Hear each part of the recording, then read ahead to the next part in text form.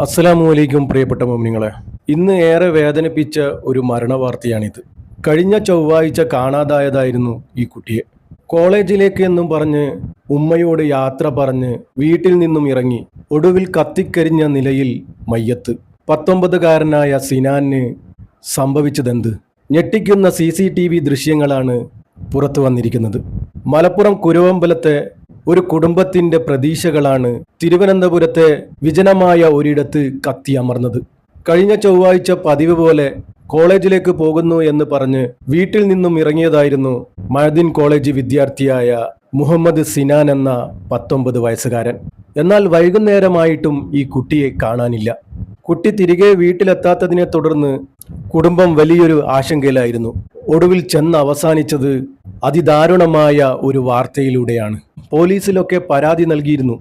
അവരന്വേഷണം തുടങ്ങാനിരിക്കെയാണ് അതിദാരുണമായ ഈ ഒരു വാർത്ത കേൾക്കുന്നത്.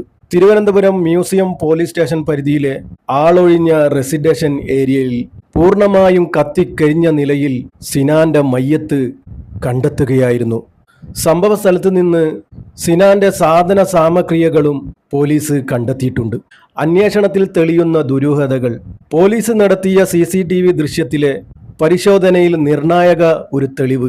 ചില ദൃശ്യങ്ങൾ ലഭിച്ചിട്ടുണ്ട് പോലീസിന്. തിരുവനന്തപുരത്തെ ഒരു തെരുവിലൂടെ ഒരു കുപ്പി പെട്രോളിന് സമാനമായ ദ്രാവകവുമായി സിനാന് നടന്നു പോകുന്ന ദൃശ്യമാണ് പോലീസിന് ലഭിച്ചത്.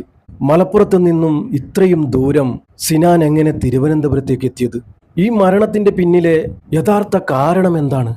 ഒന്നും മനസ്സിലാവുന്നില്ല. നല്ലൊരു പാവം പയ്യനാണ്. എന്തു പറ്റിയെന്നറിയില്ല. ആത്മഹത്യയാണോ അതോ മറ്റെന്തെങ്കിലും ചതിയിൽ പെട്ടുപോയതാണോ? ഇതിന്റെ പിന്നിൽ എന്തോ ഒളിഞ്ഞു കിടപ്പുണ്ട്. സത്യാവസ്ഥ പോലീസ് അന്വേഷിക്കുന്നുണ്ട്. കേരള മനസാക്ഷിയെ നെട്ടിക്കുന്ന ഒരു മരണമാണ് ഈ നടന്നിരിക്കുന്നത്. പടച്ച റബ്ബ് എല്ലാവരെയും തൊട്ട് കാക്കുമാറാകട്ടെ. നല്ലൊരു മാസമാണ് ആ പൊന്നുമോന് ഇത് സംഭവിച്ചത്. എന്തു തന്നെയായാലും പടച്ച റബ്ബ് കാരുണ്യവാനാണ്, പുറത്തു നൽകട്ടെ. ഖബറിലെയും നരകത്തിലെയും മുഴുവൻ അദാബിനെ തൊട്ടും ഈ പൊന്നുമോനെ കാക്കുമാറാകട്ടെ. സ്വർഗം കൊടുത്ത് അനുഗ്രഹിക്കുമാറാകട്ടെ. നമ്മുടെയൊക്കെ ജീവിതവും മരണവും അല്ലാഹു തആല സന്തോഷത്തിലാക്കി തരട്ടെ. ആമീൻ. പ്രിയപ്പെട്ടവരെല്ലാവരും ദുആ ചെയ്യുക. പറ്റുന്നവരൊക്കെ യാസീനും ഫാത്തിഹയും ഓതി ഹദിയ ചെയ്യുക. ഇൻഷാ അല്ലാഹ്. ദുആ വസിയത്തോടെ അസ്സലാമു അലൈക്കും വറഹ്മത്തുള്ളാഹി.